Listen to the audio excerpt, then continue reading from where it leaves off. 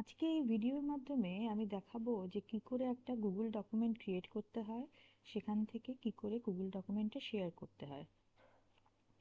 Google ডকুমেন্টে create করতে গেলে প্রথমে আমাদের গুগল ড্রাইভে যেতে হবে। সেখানে যাওয়ার জন্য আমাদের এই যে সিম্বলটা আছে, এখান থেকে আমরা এখানে গুগল ড্রাইভ, জিমেল থাকলে জিমেল থেকেও আমরা এই সিম্বলটা পাবো। সেখান থেকে গুগল ড্রাইভে যেতে হবে, বা সেখান থেকে ডাইরেক্ট এখানে যে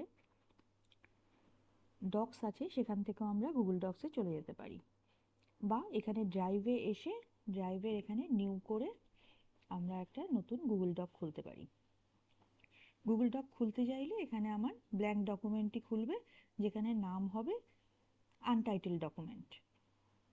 সেখানে ধরে নিলাম আমি একটা স্টাডি প্ল্যান বানাতে চাই, সেটা একদম এক্সাম্পল হিসেবেই আমি দেখাচ্ছি।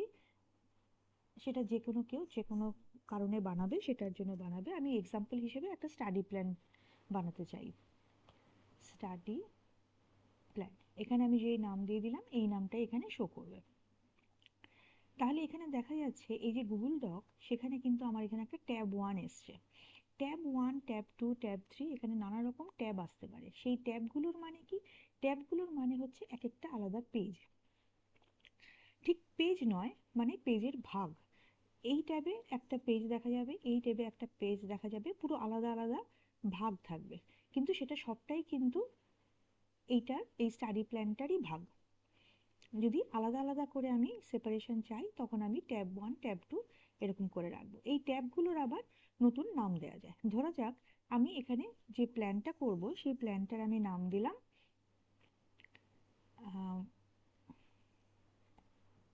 Main plan.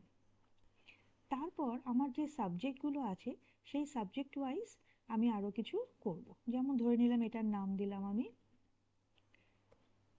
ফিজিক্স। আরেকটা ট্যাব করলাম, এটার নাম দিলাম আমি কেমিস্ট্রি।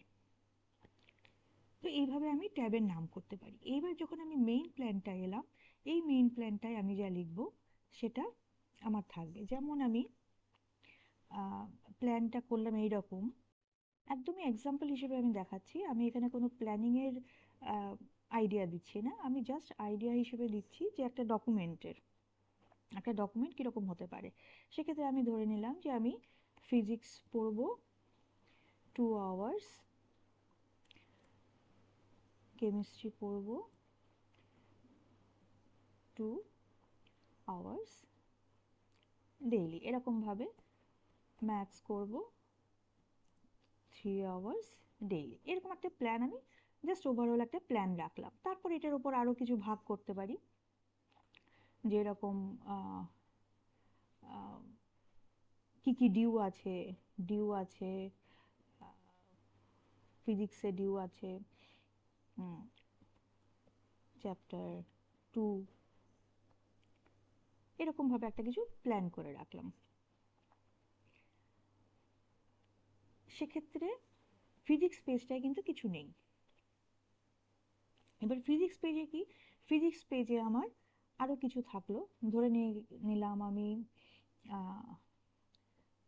চ্যাপ্টার 1, চ্যাপ্টার 2, 3, এরকমভাবে আমার চ্যাপ্টারগুলো আছে। সেই সব চ্যাপ্টারের এখানে 1 সামথিং কিছু প্ল্যান আমি লিখলাম। এইবার এটা যখন অনেক বড় হয়ে যাবে, তখন তো এক পাতায় দেখা যাবে না। তখন এখানে কি করা যায়, এখানে ফার্স্টে এখানে কিন্তু ক্লিক করলে কিছু আসছে না। এখানে যদি আমি এই হেডিংটাকে আমি এখানে হেডিং 1 করে দিই, তাহলে এখানে চ্যাপ্টার 1টা এখানে হেডিংয়ে দেখাচ্ছে। এইবার যদি আমার এখানে চ্যাপ্টার 2, চ্যাপ্টার 3 এটাকেও আমি হেডিং করে দিলাম। এইবার যখন আমি কাজ করব, তখন আমার চ্যাপ্টার 2তে যেতে গেলে ডাইরেক্ট কিন্তু আমি এইভাবে চলে যেতে পারবো, চ্যাপ্টার 3তে এইভাবে ডাইরেক্ট চলে যেতে পারবো। তাহলে আমি একটা ডকুমেন্টের মধ্যে একটা মেইন পেজ পেলাম। এখানেও কিন্তু আমি হেডিং সাব হেডিং করতে পারি। এগুলো ট্যাব, সেই ট্যাবের মধ্যে আমি এখানে ফিজিক্সের মধ্যে আবার হেডিং সাব হেডিং করলাম, যেরকমভাবে সুবিধা হলো আমার।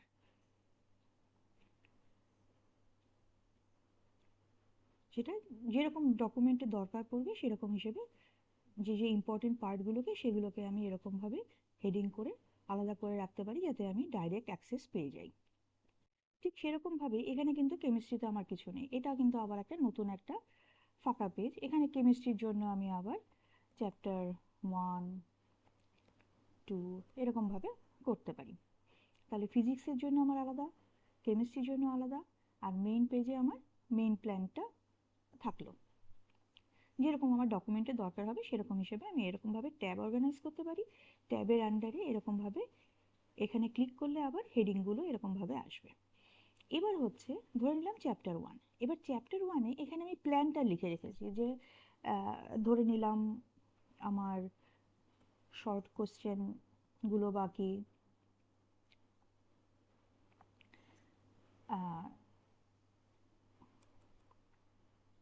দুটো ফিল ইন দ্য ব্ল্যাঙ্কস বাকি,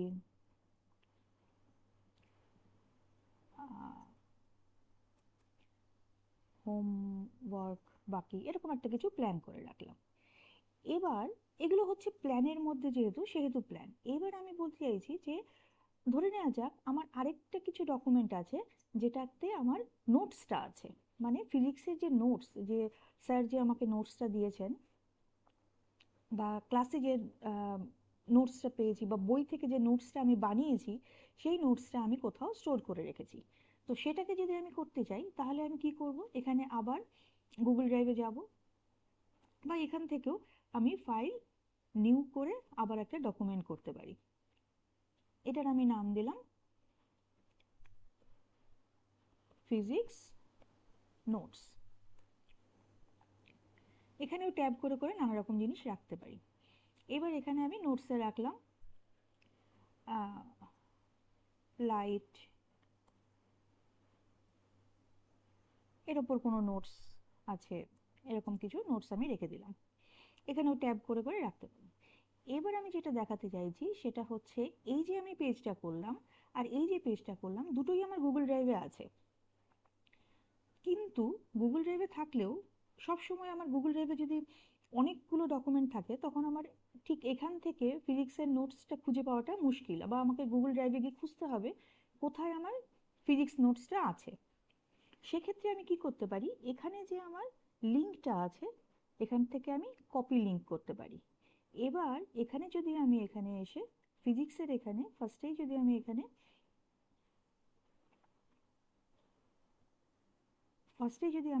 কপি লিঙ্ক করে রেখে দিই, এখানে অপশন আসবে যে এই নামেই রাখতে চাই নাকি এই লিঙ্কটা শুদ্ধ রাখতে চাই। আমি নামে রাখতে চাই, সেখানে ট্যাব করলেও হতো আর ক্লিক করলেও হবে। আমি এই নামেই রাখতে চাই। তো এটা যেহেতু এই ফন্টে ছিল, হেডিং ফন্টে ছিল, তাই হেডিং ফন্টে এসছে, আমি এটাকে নর্মাল করে দিতে চাই। তাহলে এই যে লিঙ্কটা এলো, এবার এখানে ক্লিক করলেই কিন্তু আমার ওই ফিজিক্স নোটসে চলে যাবে। তাহলে আমি এখানে আমার প্ল্যানের সাথে সাথে নোটসের লিঙ্কটাও রেখে দিলাম। এইভাবে আমি লিঙ্কটা রাখতে পারি। এইবার প্রশ্ন হচ্ছে যে আমি যদি এখানে লিঙ্কটা রাখি সেটা আমি কি করে করলাম, এখান থেকে শেয়ার থেকে গিয়ে আমি কপি লিঙ্ক করে শেয়ার লিঙ্কটা রাখলাম। সেক্ষেত্রে আমি কি যে ইউআরএল থেকে যে আমি লিঙ্কটা পাই সেটা কি আমি রাখতে পারতাম না? ইউআরএল এর লিঙ্কটা আর এখান থেকে যে লিঙ্কটা পাই, দুটো লিঙ্কে কিন্তু সেম ডকুমেন্টকে পয়েন্ট করবে, কিন্তু বেটার হচ্ছে এখান থেকে যে লিঙ্কটা সেটা একটা আলাদা করে ভালো লিঙ্ক একটা জেনারেট করে দেয় গুগল, সেটাকে মেনটেন করাই ভালো, মানে সেটাকে কপি করাই ভালো। ইউআরএল এ যে লিঙ্কটা থাকে সেটা ঠিক অর্গানাইজড নয়, এটা অনেক ভালো মেনটেন করা ক্লিয়ার একটা লিঙ্ক হয়, কিন্তু একই ডকুমেন্টকে পয়েন্ট করে রাখে। মানে ওই ইউআরএল এর যে লিঙ্কটা আছে সেটাকে যদি আমি শেয়ার করে রাখতাম সেটাও কিন্তু একই ডকুমেন্টকেই পয়েন্ট করতো, সেটাও কিন্তু ওই একই ডকুমেন্টই খুলতো। আশা করি বোঝাতে পেরেছি গুগল ডক্সের মোটামুটি ইউটিলিটিগুলো। বাকি এখানে যা আছে সেগুলো যদি ইন্টারেস্ট থাকে কারো, কেউ যদি কমেন্ট করো তাহলে জানাবো। আদারওয়াইজ যে জিনিসটা আমি দেখাতে চাই এখানে সেটা হচ্ছে শেয়ার। যে জিনিসটা অনেকেরই অসুবিধা হয়, গুগল ডক্স বানালেও কারোর সাথে শেয়ার করতে পারে না, সেটা হচ্ছে এই যে লিঙ্কটা, এটা যদি আমি কপি করে পেস্ট করি তাহলে কি হবে, আমার যেহেতু অ্যাক্সেস আছে আমি সেটা পেয়ে যাব। যেহেতু এটা আমারই ক্রিয়েটেড, আমারই ড্রাইভে আছে, সেহেতু আমি এটা পেয়ে যাব। কিন্তু যদি এটা আমি অন্য কারোর সাথে শেয়ার করতে চাই, ধরে নিলাম এই আমার এই স্টাডি প্ল্যানটা ঠিকঠাক প্ল্যান করেছি কিনা এটা আমি আমার গার্জিয়ানের সাথে বা আমি আমার টিচারের সাথে শেয়ার করতে চাই, তো সেক্ষেত্রে আমাকে কি করতে হবে, এখানে এসে শেয়ার অপশনে ক্লিক করতে হবে। শেয়ার করলে এখানে কি আসবে, কাকে আমি অ্যাড করতে চাই, এখানে এসে আমাকে কোনো একটা অ্যাড্রেস দিতে হবে। ধরে নিলাম abc@gmail.com। এবার এখানে যার অ্যাড্রেসটা দেব তাকে দিলে তখন সেখানে প্রশ্ন আসবে নোটিফাই পিপল, সেক্ষেত্রে তার কাছে একটা মেল যাবে এবং সেক্ষেত্রে সে একটা এখানে যদি মেসেজ দিয়ে দিই সেই মেসেজটা সেই মেলে পাবে। আর এখানে আসছে তার কি পারমিশন, মানে সে শুধু ভিউ করতে পারবে আর কিছু করতে পারবে না, সে ভিউ করতে পারবে, কমেন্ট করতে পারবে, আরেকটা হচ্ছে সে এডিটার, মানে সে এডিটও করতে পারবে। সেক্ষেত্রে আমি যদি চাই যে আমার একটা প্ল্যান আমি কাউকে শেয়ার করব কিন্তু সে কোনো রকম এডিট করতে পারবে না, কোনো রকম চেঞ্জ করতে পারবে না, সেক্ষেত্রে আমি তাকে শুধু ভিউয়ার দেবো। সে শুধু কমেন্ট করতে পারবে, মানে কোথাও ভুল হয়েছে কিনা কিছু সেই জিনিসটার উপর শুধু কমেন্ট করে রেখে দিতে পারবে, সেক্ষেত্রে কমেন্টার হিসেবে দেবো। আর যদি চাই যে আমার যাকে দেব সে একটু প্ল্যানের চেঞ্জটাও করে দিক, তাহলে সেক্ষেত্রে তাকে এডিটার পারমিশন দেবো, দিয়ে তারপর সেন্ড করে দিলে সে কিন্তু মেলটা পেয়ে যাবে। এইভাবে যদি আমি শেয়ার করি তবেই সে পুরো অ্যাক্সেস সহ এই ডকুমেন্টটা পাবে। আদারওয়াইজ এখানে সেন্ড করতে হবে কিন্তু অবশ্যই। আদারওয়াইজ আমি যদি এখান থেকে শুধু কপি লিঙ্ক করে তাকে যদি লিঙ্কটা পাঠিয়ে দিই তাহলে কিন্তু সে কোনো রকম অ্যাক্সেসই পাবে না, তাকে আবার অ্যাক্সেস পারমিশন চেয়ে পাঠাতে হবে, আমাকে আবার সেখানে অ্যাক্সেস দিতে হবে, তবে সে সেখানে দেখতে পাবে। সুতরাং কাউকে যদি আমি অ্যাক্সেস দিতে চাই, কাউকে যদি আমি কোনো ডকুমেন্ট পাঠাতে চাই, শেয়ার করতে চাই, তাহলে অবশ্যই এখানে আমাকে দেখে নিতে হবে যে আমি তাকে এখানে মেল আইডিতে মেল লিখে এবং মেল আইডি লিখে এবং তাকে কি টাইপের পারমিশন দিচ্ছি সেটা দিয়ে তাকে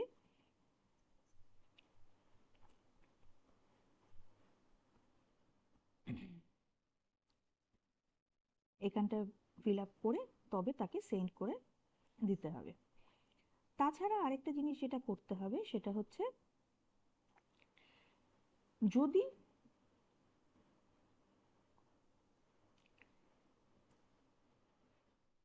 ধরে নিলাম তার যদি মেল অ্যাড্রেস আমি না জানি বা কোনো ফিক্সড কিছু লোককে আমি দেব না, কিছু আহ, আহ, কিছু লোককে আমি দিতে চাই যাদের ইমেল আইডি আমি জানি না, তখন আমাকে কি করতে হবে, anyone with the link, anyone with the link করলে তারপর আমি যদি কপি লিঙ্ক করে সবাইকে লিঙ্কটা দিয়ে দিই তখন কিন্তু তারা এই ডকুমেন্টটা পেয়ে যাবে এবং তাদের কি অ্যাক্সেস হবে, এনিওয়ান উইথ দ্য লিঙ্ক, তারা কি ভিউয়ার হবে না কমেন্টার হবে না এডিটার হবে, সেই পারমিশনটাও এখানে বলে দিতে হবে। এবার এটাকে যদি আমি সেরকমভাবে করে দিই, এনিওয়ান উইথ দ্য লিঙ্ক, তারপর সেই পারমিশনটা করে দিই আর সেখানে আমি ডান করে দিই, তারপর আমি তাকে যদি লিঙ্কটা দিয়ে দিই যে কোনো কেউ তখন আমার এটা খুলতে পারবে। আর আদারওয়াইজ আমি যদি যে কোনো একজনকে দিতে চাই তাহলে অবশ্যই এটাকে রেস্ট্রিক্টেড করে রাখা ভালো। এবার আমি অবশ্যই বলবো এটা রেস্ট্রিক্টেড করাই ভালো, কারণ অনেক সময় এমনও হতে পারে যে আমি চাই না যে সবাই এটা দেখুক বা আমি যাকে দিয়েছি সে ছাড়া অন্য কেউ এটার অ্যাক্সেস পাক, সেক্ষেত্রে রেস্ট্রিক্টেড করে রেখে শুধু তাকেই সেই অ্যাক্সেসটা দেওয়া ভালো। এবার অনেক সময় যদি হয় যে একটা গ্রুপকে দিতে হবে এবং সেই গ্রুপের সবার আমি মেল আইডি জানি না, তখন সেক্ষেত্রে anyone who have the link এই অ্যাক্সেসটা দিতে হবে। এবার একটা প্রশ্ন আসতে পারে যে যার জিমেল আইডি নেই সে কি দেখতে পাবে? এক্ষেত্রেও হচ্ছে যদি ওই এনিওয়ান উইথ দ্য লিঙ্ক এই অ্যাক্সেসটা যদি দিয়ে দিই তখন কিন্তু সে দেখতে পাবে।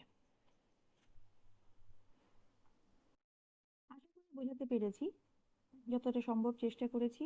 যা মনে প্রশ্ন ছিল এবং যেটা সাধারণ লোকেদের খুব সমস্যা দেখেছি যে কাউকে গুগল ডক বানাতে বললে বা শেয়ার করতে বললে যেটা বুঝতে পারে না, সেই সমস্যাটা নিয়ে আমি বলেছি। যদি আরও কোনো প্রশ্ন থাকে অবশ্যই কমেন্ট সেকশনে জানাবে। Thank you for watching this video.